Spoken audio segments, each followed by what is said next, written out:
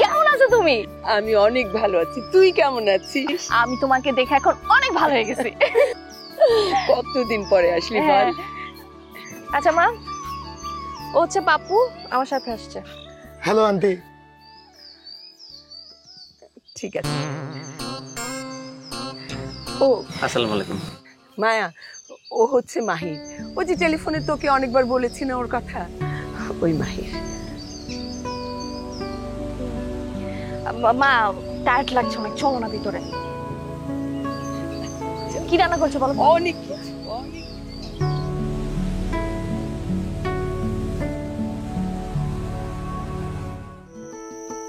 এই তুই আসবি শুনে এই 3 পিস গুলো বানাতে দিয়েছিলাম। কি সমস্ত টি শার্ট ফাট পরিস, ওগুলো বিদেশে ভালো মানায়। মা সত্যি বলছি, সেলোর কামিজে তোকে কি সুন্দর মানায় তুই জানিস। এগুলো আবার বাইরে গিয়ে পরিস। শোনো, এইবার বাইরে শুধু আমি যাচ্ছি না, তোমাকেও সাথে করে নিয়ে যাব। আর ওইখানে গিয়ে না তোমাকে আমি টি শার্ট পরাবো। আবার শুরু করেছিস না? লন্ডন থেকে ফোন করে তো এই একই কথা ঘ্যান ঘ্যান ঘ্যান ঘ্যান করতেই থাকিস, আবার এইখানে এসে শুরু করেছিস। আমি এইখানে খুব ভালো আছি, বিদেশে আমার পোষাবে না, আমি কোথাও যাব না। দেখা যাবে বিদেশে কে যায় আর কে না যায় সেটা আমি দেখব। এখন শোনো, অনেক রাত হয়েছে, ঘুমিয়ে গেলাম। এই যে এগুলো নিয়ে যা। মা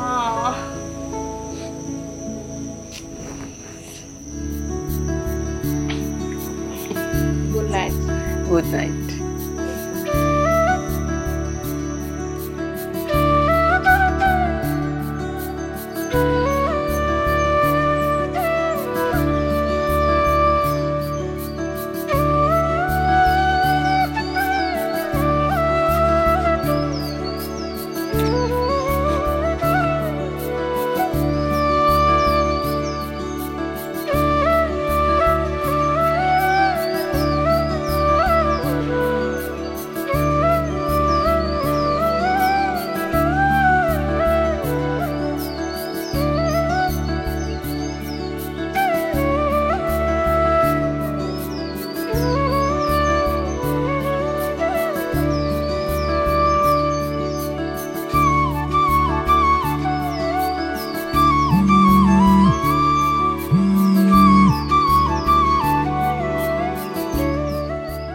কি ব্যাপার,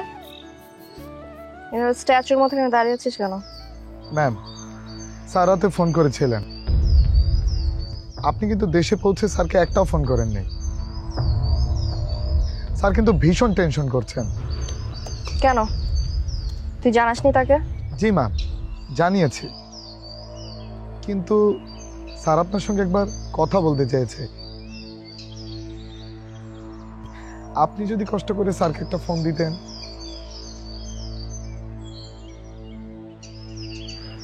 আমার সময় মতো আমি তাকে ফোন করে নিব, তুই যা এখান থেকে।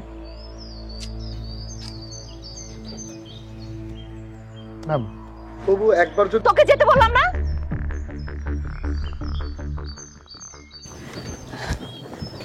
কিরে, ওর সাথে এত রাগারাগি করছিলি কেন? হ্যাঁ, তেমন কিছু না মা। তুমি কোথায় গিয়েছিলে? আরে মর্নিং ওয়াকে গেছিলাম। তুই নাস্তা করেছিস? ম্যাম আমি দেখছি। এই পঙ্কজ দা, নাস্তা তো। তাহলে তুই একটু বস, আমি চেঞ্জ করে আসি।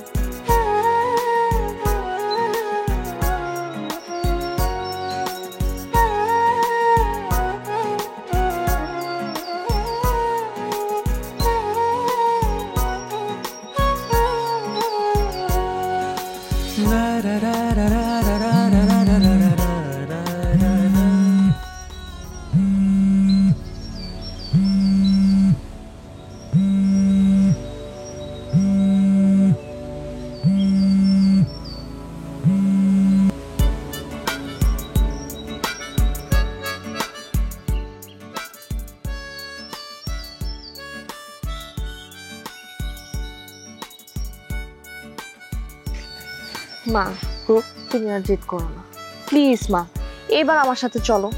তোমাকে এখানে রেখে গেলে না আমার খুব টেনশন হয়। আর সাইমও একটা আজব ছেলে, নিজে না এসে তার অ্যাসিস্ট্যান্টকে পাঠিয়ে দিয়েছে। ম্যাম, স্যার কিন্তু আমাকে খুব ভরসা করেন। সে জানে আমি বেঁচে থাকতে ম্যামের গায়ে একটা ফুলের টোকাও করতে দেব না। তাই তো স্যারের একমাত্র ফ্রেন্ডসের সঙ্গে আমাকে পাঠিয়েছে। পাপ্পু যাও এখান থেকে।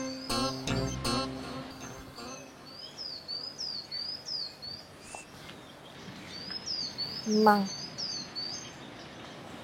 সাইমরা ফুল ফ্যামিলি ওখানে সেটেল।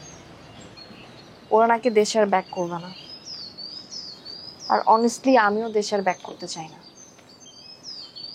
তুমি আমার একমাত্র পিছুটান এখানে। তুমি এটা কেন বুঝতে পারো না আমাকে বলো তো?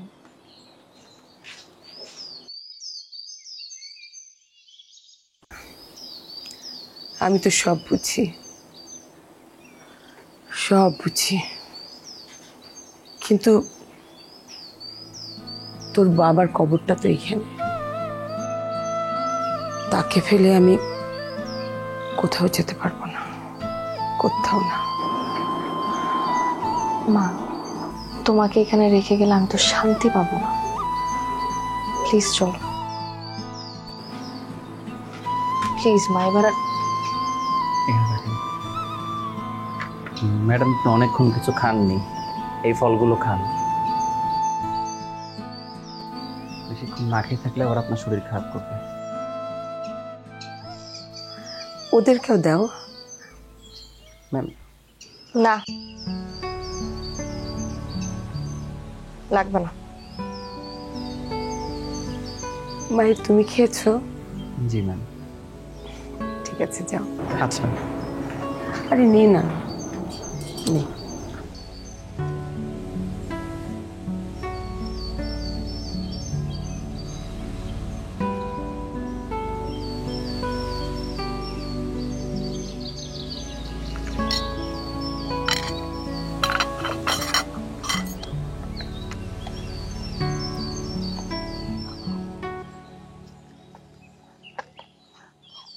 মা, মা দেখো তোমার জন্য কিনে আসছি তোমার ফেভারিট মিষ্টি।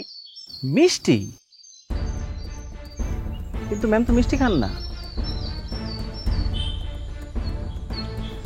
আমার মার পছন্দের খাবার হচ্ছে মিষ্টি, আর আপনি বলছেন মিষ্টি খাওয়া বারণ কেন? আর এই ডিসিশন নেওয়ার আপনি কে? Who the hell are you? ভাইয়া কি হচ্ছে? মা একটা মিনিট, আমি আসার পর থেকে দেখছি আপনি সারাক্ষণ আমার মার পিছনে লেগে আছেন কেন? You are an employee, so behave like an employee. সব কিছুতে আপনি নাক গলান কেন? সরি ম্যাম, আসলে ম্যামের মিষ্টি খাওয়া বারণ। ওনার ডায়াবেটিস আছে তো, তাই।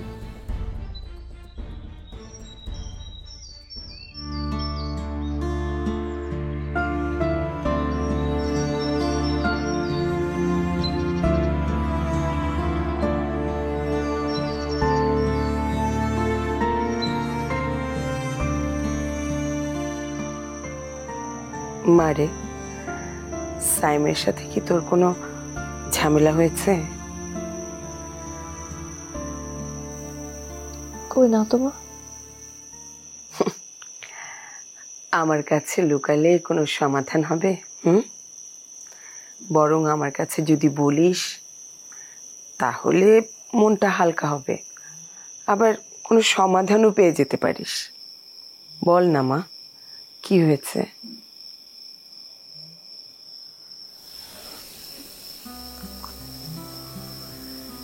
সাহেমা আমাকে অনেক ভালোবাসে মা। ওর এই ভালোবাসা কেমন যেন অত্যাচারের মতো লাগছে।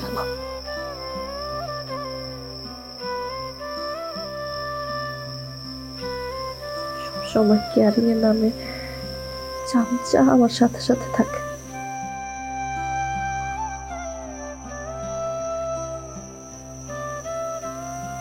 আমার কোনো স্পেস নেই, প্রাইভেসি নেই, কেমন যেন টর্চার লাগে মা।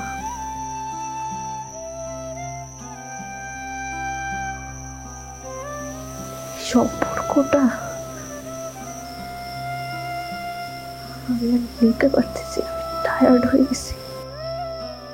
ছোটবেলা থেকেই তুই নিজের সব ডিসিশন নিজে নিয়েছিস।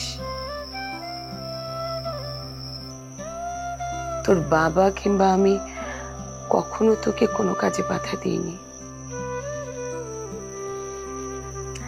কারণ তুই যে ডিসিশনে নিয়েছিস ঠিক ডিসিশন নিতি।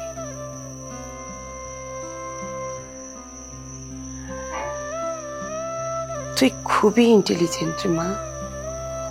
এখনো যদি কোনো ডিসিশন নিস ঠিক ডিসিশনে নিবি, এই ব্যাপারে আমি খুবই কনফিডেন্ট।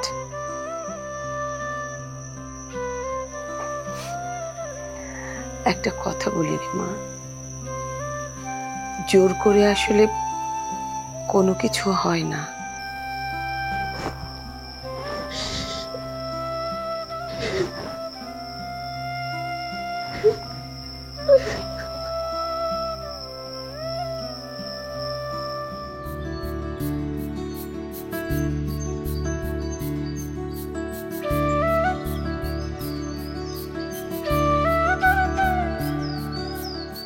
আপনার আসতে হবে না,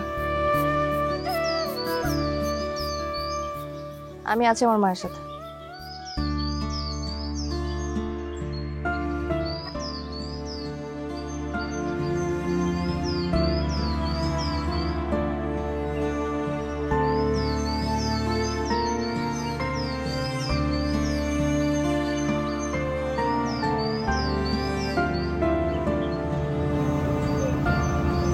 কি ব্যাপার মা, তোমার মুড অফ কেন?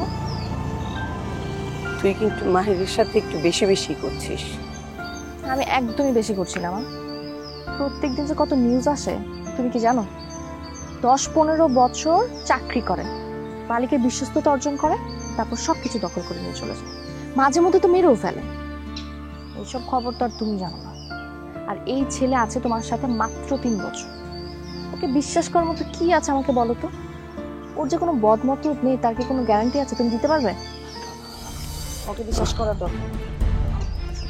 চলো। কি হলো মা, শরীর খারাপ লাগছে? মা মা মা মা মা মা ঠিক আছো?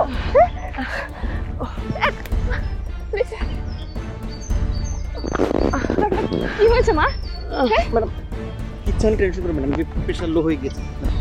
এই যে দেখি তোমার প্রেশারটা মাপতেছে। হ্যাঁ ঠিক হয়ে যাবে। না আমি ডক্টর আঙ্কেলকে একটা ফোন দিই।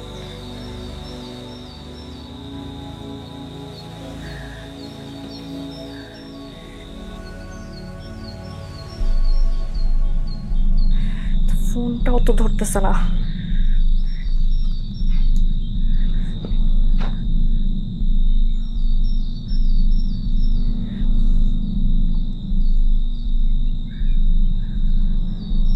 প্রেশার তো লো।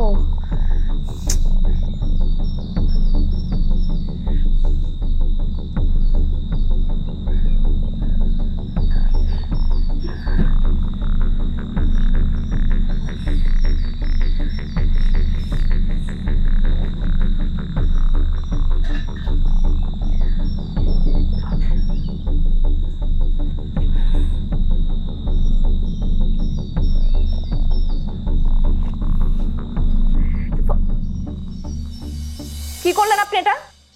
আপনি মাকে এটা কিসের ওষুধ খাওয়ালেন? হচ্ছেটা কি এখানে মা? আমি তো ফোন করছিলাম ডক্টরকে, আপনি কি নিজেকে ডক্টর মনে করেন? মানে হোয়াট দ্য স্টপ ইট। বেরোন এখান থেকে, যান এখান থেকে।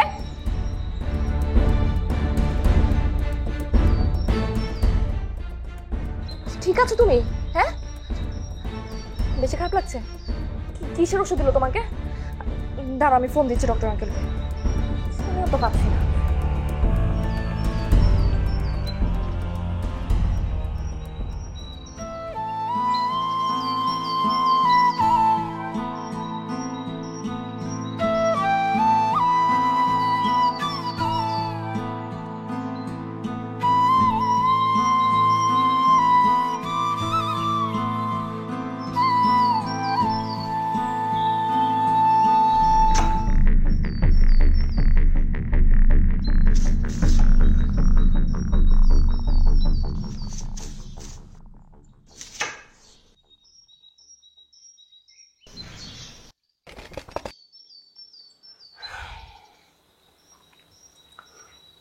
তুই কোনো কিছু না জেনেই ননস্টপ মাহিরের সাথে খারাপ ব্যবহার করেই যাচ্ছিস।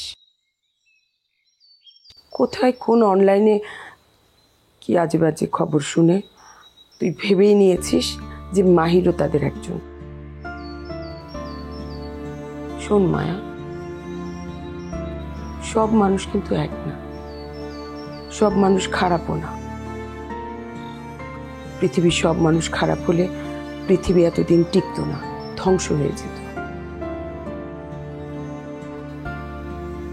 তুই চলে যাবার পর আমি একদম একা হয়ে যাই।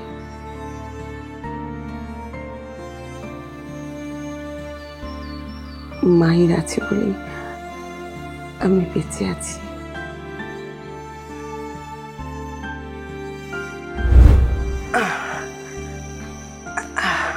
কাউকে দেখছি না। আপনি বসুন বসুন বসুন। কেউ আছেন? Thank you very much. তুমি না থাকলে আজকে হয়তো একটা অঘটনই ঘটিয়ে ফেলতাম। আঙ্কেল কোথায়? আপনার ছেলে মেয়ে? তোমার আঙ্কেল বেশ কিছুদিন আগেই মারা গেছেন। সরি। আর আমার একটা মাত্র মেয়ে, ও ওই ইংল্যান্ডে পড়াশোনা করে শেষও করে ফেলেছে। এখন ওইখানে জব করছে। মাঝে মাঝে আসে আমাকে দেখতে, আর প্রতিদিন অন্তত একবার করে ফোন করে বলবে আমি যেন ওর সাথে ইংল্যান্ডে থাকি। কিন্তু তোমার আঙ্কেল তো আমার কাঁধে এই বিরাট সম্পত্তি এবং মিলের দায়িত্ব দিয়ে ওর পারে চলে গেলেন। আমি কার উপরে এই দায়িত্ব দিব বলো? সেই জন্য আর যাওয়া হচ্ছে না। তা তোমাকে এই এলাকায় তো আগে কখনো দেখিনি, তুমি কি নতুন এসেছো? আমার একটা চাকরির ইন্টারভিউ ছিল, চাকরিটা হয়নি। তো তারপর ভাবলাম এলাকাটা ঘুরে দেখি। ঘুরে দেখতে দেখতে কোন সময় যে ট্রেনের সময়টা মিস করে ফেললাম খেয়াল করিনি। তাই ও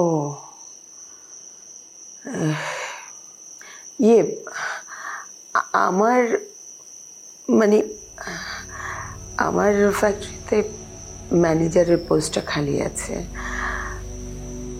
তুমি যদি মানে রাজি থাকো, চাইলে ওইখানে জয়েন করতে পারো।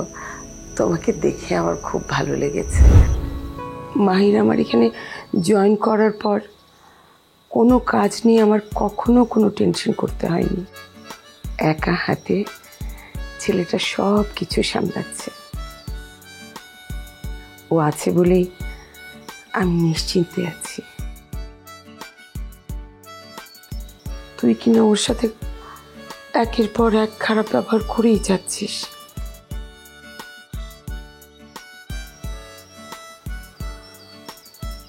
আমার মনে হয় তোর ওকে সরি বলা উচিত।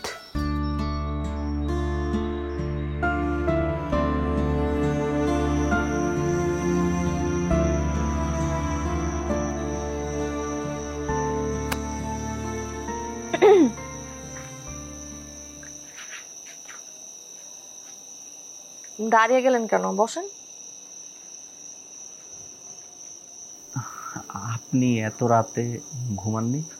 সবাই তো ঘুমিয়ে গিয়েছে। কই, আপনি তো জেগে আছেন। না মানে বুঝতে পেরেছি, আপনি আমার ব্যবহারে কষ্ট পেয়েছেন, তাই তো? এটাকে কষ্ট বলা যায় কিনা জানি না, তবে আমার মনে হচ্ছে আপনি কোনো কারণে আমার উপর বিরক্ত অথবা আমাকে ভুল বুঝেছেন।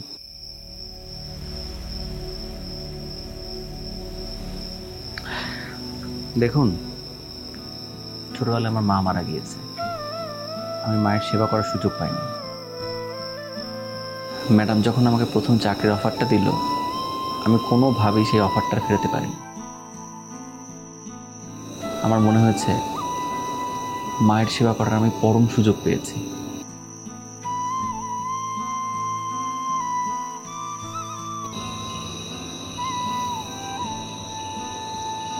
সরি, আমি আসলে মাকে লন্ডনে নিয়ে যেতে চাচ্ছি, কিন্তু মা কোনোভাবেই রাজি হচ্ছে না।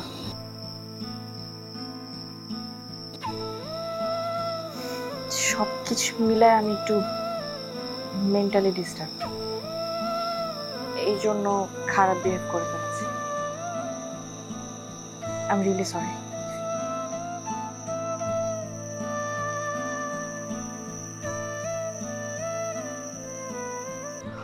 প্রদীপদের বাড়িতে গিয়ে ওর মায়ের মাসের বাজারটা আর ওষুধগুলো একটু কিনে দিও, আর এই টাকাগুলো প্রদীপের মার হাতে দিও। আরেকটা কথা, একটু জিজ্ঞেস করো যে ওদের কোনো সমস্যা টমস্যা আছে কিনা, কিংবা কিছু লাগবে কিনা, একটু জেনে নিও। হ্যাঁ ঠিক আছে, আমি এখনই যাচ্ছি। মাহির, মায়ের কথায় তুমি কিছু মনে করনি তো? ও আসলে ম্যাডাম, আমি মায়া ম্যাডামের কথায় কিচ্ছু মনে করিনি। আপনি ছোটখাটো বিষয় নিয়ে চিন্তা করবেন না। আপনি টেনশন করলে অসুস্থ হয়ে পড়বেন, আর আপনি অসুস্থ হয়ে পড়লে আমার টেনশন বেড়ে যাবে। ঠিক আছে, আমি আর টেনশন করব না। যা, আসি ম্যাডাম।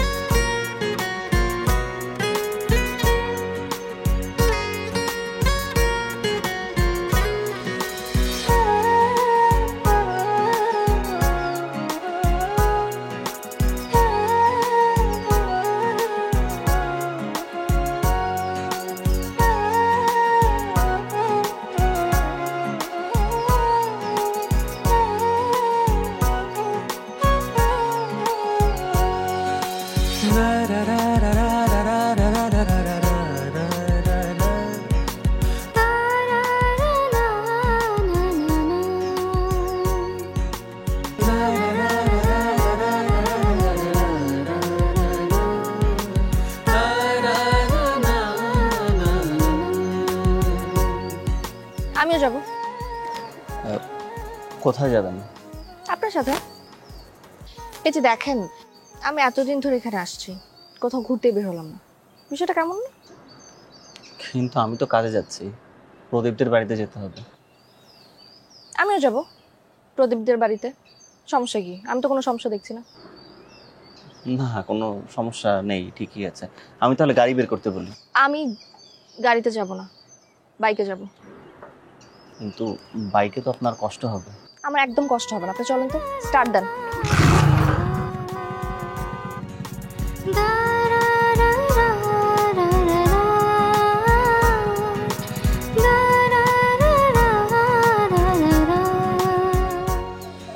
চা খাবেন? এই দোকানে চা অনেক বিখ্যাত। তাহলে তো খেতেই হয়। আপনি দাঁড়ান, আমি নিয়ে আসতেছি। ওকে।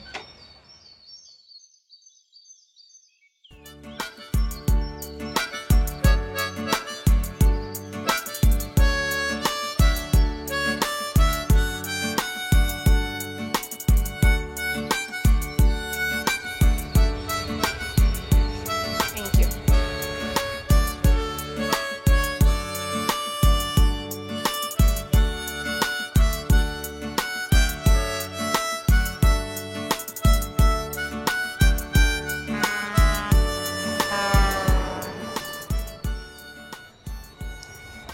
আচ্ছা, প্রদীপদাকে?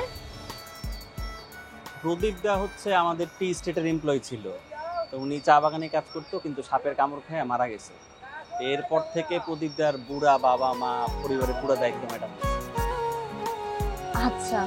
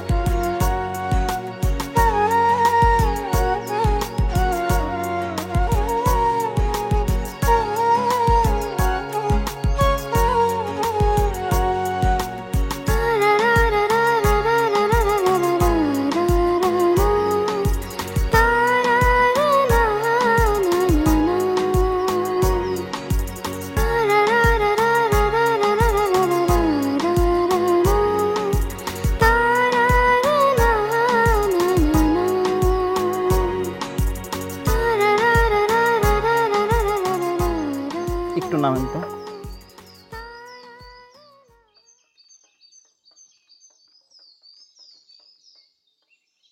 আপনি একটু এদিকে দাঁড়ান।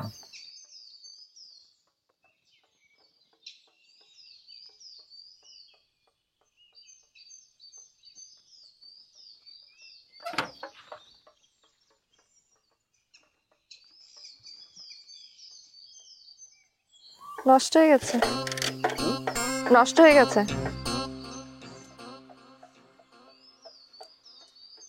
আমাদের জীবনটাও না এই বাইকের মতো, মাঝে মধ্যেই থমকে যায়, একদমই চলতে চায় না, খুব ক্লান্তি ভর করে। আপনি কি আপনার এই ক্লান্তি ভাব কাটাতেই বিদেশ পাড়ি জমিয়েছেন? ধরে নিতে পারেন। কি অদ্ভুত, তাই না? মানুষ যান্ত্রিক কোলাহল ভুলতে এই পাহাড়ে আসে, আর আপনি এই পাহাড় ছেড়ে যান্ত্রিক কোলাহলে যাচ্ছেন। সিচুয়েশন, আমাদের সিচুয়েশন আমাদের জীবনটাকে খুব কন্ট্রোল করে, বলতে পারেন যার যেটার অভাব। তা ঠিক। এই যেমন আপনি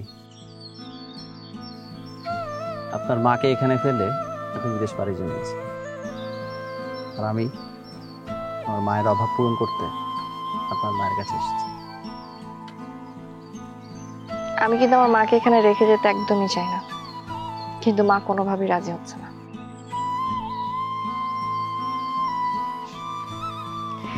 মা কিন্তু আপনাকে খুব পছন্দ করে, ভালোবাসে অনেক, অনেক ভরসাও করে, ততটা যতটা হয়তো আমাকেও করে না। প্রথম প্রথম ব্যাপারটা একদমই নিতে পারিনি, খুব জেলাস ফিল হয়েছে, কিন্তু এখন বিষয়টা ভালোই লাগছে।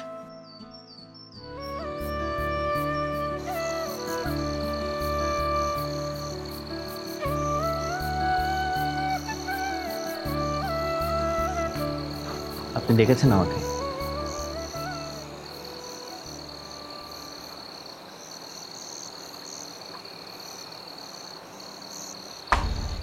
কি এটা? মাই রিসার্চ পেপার অ্যান্ড সার্টিফিকেটস। আপনাকে খুঁজতে আপনার রুমে গিয়েছিলাম, সেখানেই পেলাম। আপনি আমার মাকে মিথ্যা বলে এখানে চাকরি নিয়েছেন, ইভেন আমাকেও মিথ্যা বলেছেন। কেন? ম্যাডামের কাছে আমি একটা সত্য লুকিয়েছি, কিন্তু আপনার কাছে আমি মিথ্যা বলিনি। আপনাকে আমি বলেছিলাম যে আমি আমার মায়ের সেরকম সেবা করার সুযোগ পাইনি। কেন পাইনি জানেন? আমি যখন দেশের বাইরে পিএইচডি করতে যাই তখন আমি আমার মাকে ফোন দিয়েছিলাম। আমার মা ভীষণ অসুস্থ ছিল। তাকে বারবার বলতাম যে মা তোমার কি হয়েছে কি হয়েছে। মা বলতো আমাকে, আমি সুস্থ আছি, আমার কিচ্ছু হয়নি, তুই আমার স্বপ্ন পূরণ কর, তারপর দেশে ফির। কিন্তু আমি যখন পিএইচডি শেষ করে দেশে ফিরি মাকে আর পাইনি। আমার মার ক্যান্সার হয়েছিল। সব মাই হয়তো সন্তানের ভালোর জন্য মিথ্যে কথা বলে, আমার মাও বলেছিল। আপনার মাও তো আমার মায়ের মতো। সেও যদি জানতে পারতো যে আমি পিএইচডি করেছি, বাইরে আমার উজ্জ্বল ভবিষ্যৎ, সে কোনোভাবে এখানে থাকতে যেত না। সে আমাকে যে কোনোভাবেই হোক বাইরে পাঠিয়ে দিত। আমার মাকে আমি পাইনি, আপনার মায়ের মধ্যে আমি আমার মাকে পেয়েছি। এসব অর্থ প্রাচুর্যের আমার দরকার নেই, আমার দরকার মা।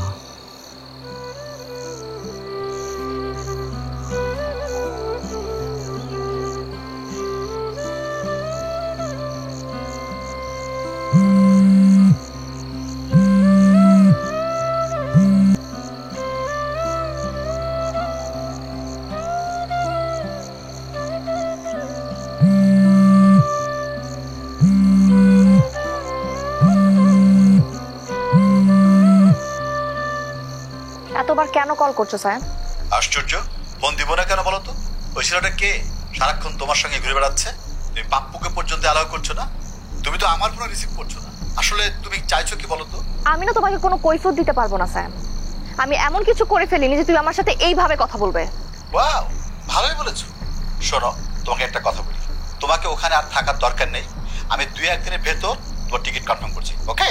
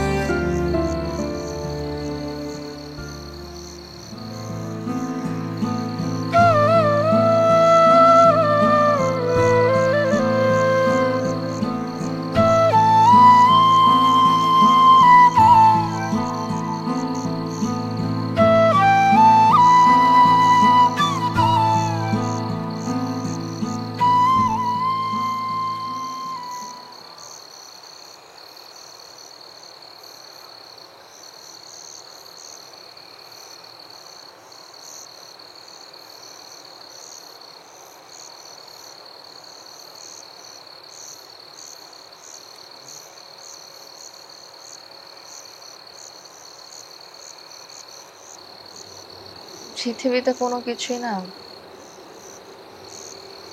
আমাদের ইচ্ছে মতো হয় না।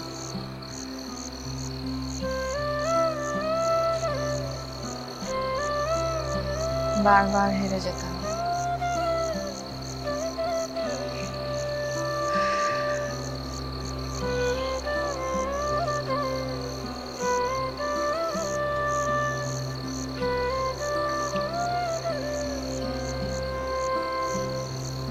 আমি কাল চলে যাচ্ছি।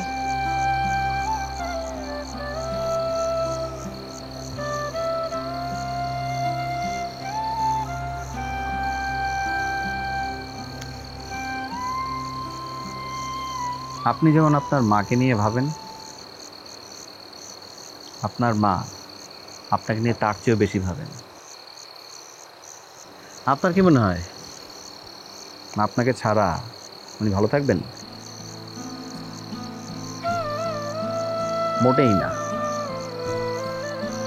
আমি না ওনাকে কখনো প্রাণ খুলে হাসতে দেখিনি আপনি আসার আগে, আর আপনি আসার পরে আমি ওনাকে প্রাণ খুলে হাসতে দেখেছি।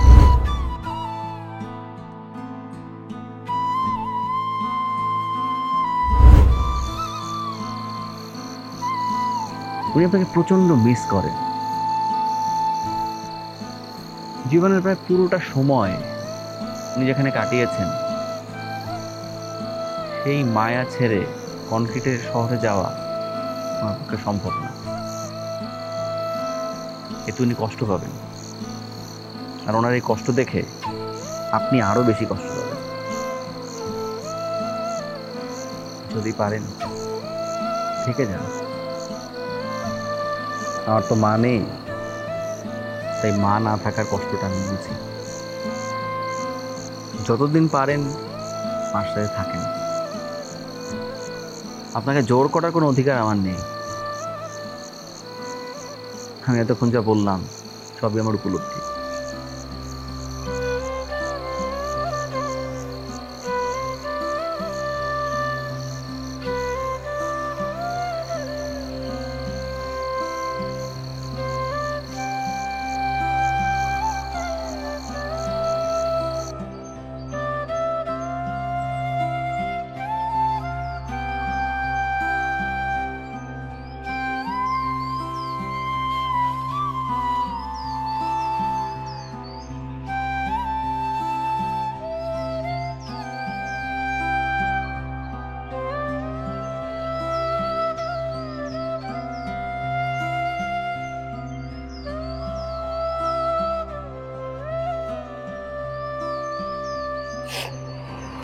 তুমি নিজের খেয়াল রেখো।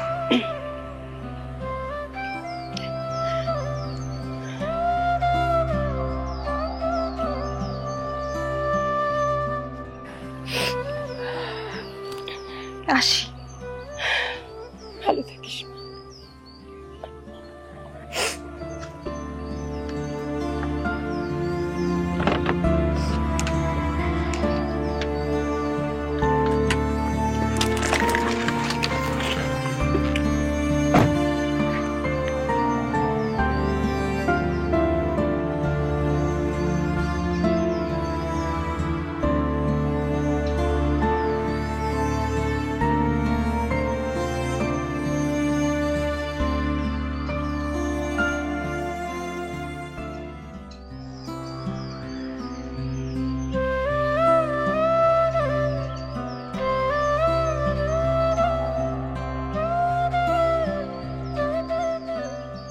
আমি যাব না মা, আমি তোমাকে ছেড়ে কোথাও যাব না।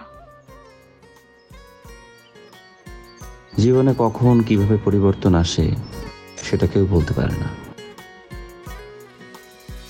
আমরা ভাবি এক, আর নিয়তি বদলে করে দেয় আরেক।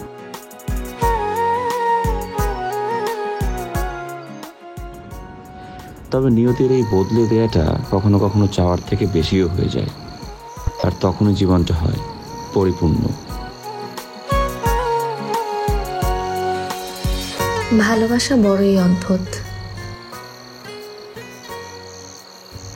স্থান, কাল, পাত্র ভেবে ভালোবাসা হয় না, জাস্ট হয়ে যায়। আর জীবনের সত্যিকারের ভালোবাসা এলে জীবনটাই পাল্টে যায়। তখন সব কিছু ত্যাগ করা যায় শুধু ভালোবাসার জন্য। সরে এসে জুড়ে গেল গল্প, কথা রয়ে যাবে। দূরত্ব সব থমকে গেল, অগোচরে প্রেম এলো। পাশাপাশি চলতি পথে মন ছুঁয়েছে মনে, পাশাপাশি চলতি পথে মন ছুঁয়েছে মনে। তোমার আমার ভালোবাসা ভাবিনি এমন হবে, তোমার আমার ভালোবাসা ভাবিনি এমন হবে, ভাবিনি এমন হবে, ভাবিনি এমন